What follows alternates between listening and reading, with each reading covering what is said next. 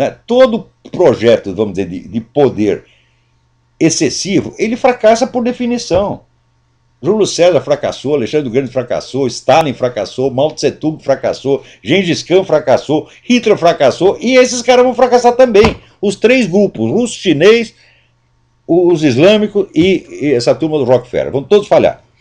Mas falando nisso, alguém me pede, né, como é que eu posso me informar melhor sobre esse negócio de nova ordem mundial. Então, eu fiz aqui uma lista dos principais livros que as pessoas deveriam ler a respeito. Agora, peraí, a lista está achei, está aqui. Sobre esse negócio de nova ordem mundial, todo mundo fala muita besteira no Brasil, porque as pessoas discutem no Brasil pelo imaginário, é coisa assim que passou pela cabeça delas. Eles não sabem que existe um treco chamado fato e outro treco chamado documento. Então fica tudo na base do achismo. Então aqui eu fiz uma seleção, vamos dizer, de 13 livros, sem cuja leitura o sujeito não pode abrir a boca para falar sobre o governo mundial. Isso aqui é o beabá, o beabá. Quer dizer, isso aqui, quer dizer, o estudo do assunto começa com esses 13 livros. O primeiro é o livro do H.G. Wells, Herbert George Wells, The Open Conspiracy, que é o livro clássico do projeto do governo mundial, elaborado já nos anos 30. Herbert George Wells era um cara importante nos círculos fabianos. O fabianismo é uma variante do socialismo que pretende implantar o socialismo não por meios revolucionários, mas através de medidas legislativas e burocráticas, que é exatamente o que está sendo feito no mundo. Não quer dizer que fosse uma dissidência do movimento comunista, porque sempre houve cumplicidade entre uma coisa e outra. Quer dizer, você tenta pelo meio revolucionário, insurrecional. Se der errado, você vai pelo meio legal, administrativo, burocrático. Se isso aqui der errado, você volta para o esquema revolucionário. Sempre foi assim e sempre será. Então, o projeto do governo mundial está lá exposto, não é a primeira exposição, mas é, vamos dizer, a primeira exposição total do projeto. Então, se você não leu nem o projeto, então não dá para você saber o que está acontecendo. Agora, se você lê o projeto e vê aqui, o sujeito está dizendo que eles vão fazer isto, mais isso, mais isso, mais isso. Então você sabe que, pelo menos, como intenção, a coisa já existe. Portanto, não é uma hipótese, tá? É uma declaração de intenções. O segundo documento fundamental é o livro do professor Carroll Quigley. Quigley escreve Q-U-I-G-L-E-Y, que se chama Tragedy and Hope, uma história do mundo no nosso tempo. O Carroll Quigley foi assessor de pessoas do tipo Rockefeller, não digo que fosse o Rockefeller, quer dizer, que são os grandes cérebros aí da nova ordem mundial, e ele conta no livro todo o projeto, como é que é, e ele apoia o projeto, tal como H.G. Wells. O Wells era um adepto do governo mundial, um formulador e grande adepto e apóstolo do governo mundial. O Carroll Quigley também. O Quigley só acha que, ele só não gosta que a coisa seja tão escondida. Na verdade, nunca foi totalmente escondida, é apenas discreto. E o Quigley acha que a coisa devia ser objeto de discussão em público. Ele diz, nós podemos enfrentar a discussão em público porque nós ganharemos a discussão. Então, o terceiro livro é o livro do G. Edward Griffin. Griffin escreve G-R-I-F-F-I-N. O livro se chama The Fearful Master, O Senhor Temível. É um livro sobre a ONU e como é a modalidade de ação da ONU, especialmente na África, onde arrasou dezenas de países, derrubou um monte de governos legalmente constituídos, instaurou ditaduras, promoveu genocídio, etc. Para você ver que a ONU ainda tem, no Brasil você ainda tem a ideia da ONU como apenas uma assembleia de países, né, que não tem poder nenhum, o poder é apenas delegado pelo país. Não é assim de maneira alguma. Há muito tempo já não é assim. Quarto livro, o livro do Stanley Monteith. Monteith escreve M-O-N-T-I-E-T-H. O livro chama-se Brotherhood of Darkness, A Irmandade das Trevas. Então, esse livro é o melhor que existe sobre a participação de sociedades esotéricas e secretas dentro deste, semi-secretas, dentro deste plano da nova ordem mundial. Uma interpretação extremamente equilibrada e muito bem informada. Quinto livro, o livro que eu já citei dezenas de vezes, o livro do Lee Penn, P-E-N-N. O livro chama-se False Dawn, A Falsa Aurora, com o subtítulo The United Religious Initiative, Globalism and the Quest for a One World Religion. Quer dizer, a iniciativa, tem uma entidade que chama United Religious Initiative, Iniciativa das Religiões Unidas, o globalismo e a busca por uma religião mundial. Então está lá abundantemente documentado. Esse livro é constituído sobretudo de documentos mostrando o desenvolvimento das discussões e projetos para fundir todas as religiões tradicionais, as religiões novas, numa religião biônica a ser implantada pela ONU. E está lá, olha, o número de pessoas que participaram dessas discussões e projetos é um negócio impressionante. Gente de muito peso, tá certo?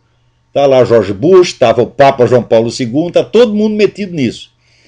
Aquilo que o Malachi Martin contou no livro The Windswept House, A Casa Batida pelo Vento, ele contou sob forma romanceada que a intervenção deste pessoal da religião global dentro da Igreja Católica, aquilo é tudo verdade. Ele escreveu sob forma de romance porque os personagens estavam vivos e poderiam processar. Então ele simplesmente trocou os nomes, mas já está publicada a lista de quem corresponde a quem, e quando você tem lá a lista, você vê que aquilo aconteceu mesmo.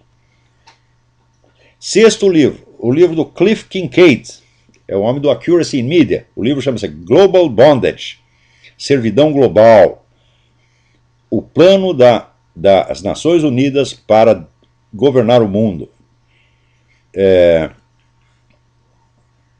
Esse livro é mais centrado nas iniciativas mais recentes das Nações Unidas e complementa maravilhosamente o livro do Edward Griffin, The Fearful Master. Sétimo livro, outro livro do Cliff Kincaid, Global Taxes for World Government, Impostos Mundiais para o Governo Global. Ele mostra como está sendo construída a base econômica para o governo mundial. Isso não é hipótese, isso já está acontecendo, está abundantemente noticiado. As pessoas, como é simplesmente um projeto muito grande, é uma coisa que é discutida e coordenada e criticada por intelectuais de primeiro plano, por gente muito estudiosa. O cidadão comum está totalmente desaparelhado para isso, e significa o seguinte, que se o cidadão comum americano está desaparelhado, muito mais estão os intelectuais e formadores de opinião no Brasil. Digo para vocês, na universidade brasileira e em toda a mídia não tem uma pessoa capacitada para discutir esse assunto, porque não leram nada.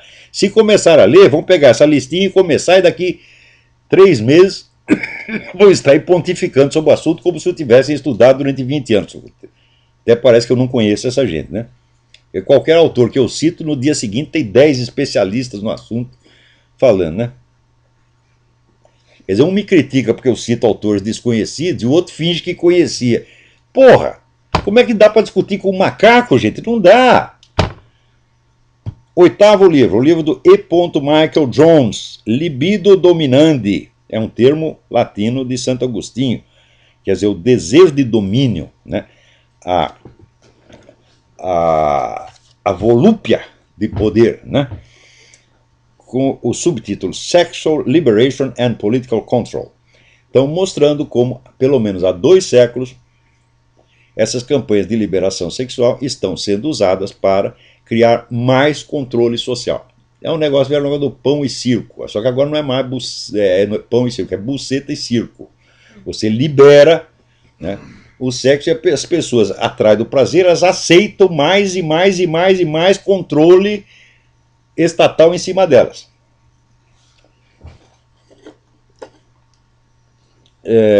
Nono livro, o livro do padre Paul Kramer, The Devil's Final Battle. É o livro que mostra a formação do poder mundial desde o ponto de vista da profecia de Fátima, que foi o acontecimento espiritual central do século XX. Então, vamos dizer, é a profecia de Fátima que nos fornece um ponto de vista unificado para você entender, vamos dizer, a unidade do processo. Então esse livro é absolutamente indispensável. 10º livro, livro do jornalista espanhol Daniel Estulin, The True Story of the Bilderberg Group. Quer dizer, o Bilderberg é um círculo, um clube de bilionários e pessoas altamente influentes que se reúne pelo menos uma vez por ano para fazer uma análise do estado do mundo e implementar os projetos de governo mundial. Até o Papa João Paulo II participou de reuniões do Bilderberg. E o Daniel Estulin, ele acompanhou essas reuniões durante 20 anos e fez pela primeira vez um apanhado unificado do que é o Bilderberg e qual é a sua verdadeira atuação no mundo. 11º título. Philip Darrell Collins e Paul David Collins. Collins é C-O-L-L-I-N-S. The Ascendancy of the Scientific Dictatorship. A função da ciência e da tecnologia na constituição do poder mundial. Um livro da mais alta importância. 12º livro. Hervé Rissan. Rissan escreve-se R-Y-S-S-E-N. Les Espérances Planetariennes. As Esperanças Planetárias. É mais, vamos dizer, é um livro sobre, vamos dizer, o imaginário, as mudanças do imaginário, do sentimento coletivo que estão sendo, vamos dizer, realizadas para tornar palatável, ou pelo menos não é palatável, para tornar insensível a formação da nova ordem mundial, de modo que a coisa, esse poder mundial esteja constituído diante dos olhos de todo mundo, sem que as pessoas sequer percebam. Tanto que até hoje tem gente que tem a cara de pau de dizer que isso é uma hipótese, isso é uma opinião. Meu Deus do céu. Se o sujeito diz, eu vou fazer isso assim, assim, assim, assim. Depois ele diz, eu estou fazendo, pá, pá, pá, pá. Depois ele diz, já está dando certo. Eu venho e conto o que o cara está fazendo e ele diz que é hipótese. Significa que você não sabe o que é uma hipótese. Né? Hipótese é assim, eu sem ter vamos dizer, a minuta dos planos, a narração das ações, o depoimento do próprio interessado, eu conjeturasse, eu acho que o sujeito está fazendo assim, assim, assim. Mas não é o que acho, eles mesmos estão dizendo, meu Deus do céu. A coisa se existe algo que está bem documentado no mundo, é a formação do poder global. Então, aqui, 13º livro. Ted Flynn, F-L-Y-N-N. Hope of the Wicked. A esperança dos... Wicked é malicioso, né? A esperança dos maus. The Master Plan to Rule the World. O plano geral para o domínio do mundo. Então, esses 3 livros são o beabá deste assunto. Então, se o cara não leu pelo menos esses 13, não leu e pensou sobre isso aí, não tem condição de abrir a boca sobre o assunto. Olha, eu li centenas de livros sobre isso, centenas. E desses centenas eu selecionei esse aqui porque são aqueles que, vamos dizer, primeiro, tem as informações mais básicas. Segundo, são os mais simples, os mais interessantes de ler. Tá certo?